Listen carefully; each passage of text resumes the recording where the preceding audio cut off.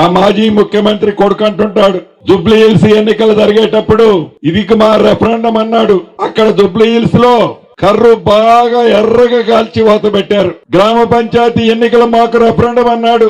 రాష్ట్ర వ్యాప్తంగా సుమారు 69% గ్రామ సర్పంచుల్ని గ్రామీణ ప్రాంతంలో ఉండే కాంగ్రెస్ కుటుంబ సభ్యులు ప్రేమించి దీవించారు. ఇక ఇప్పుడు అంటున్నాడు మున్సిపాలిటీలట సెమీఫైనల్స్ అట.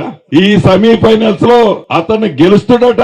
గెలిచి మళ్లీ అధికారంలోకి వచ్చి అప్పుడు ఈ పోలీసు వాళ్ళని ఈ కలెక్టర్ని పేర్లు రాసుకొని ఎంటబడతాడట.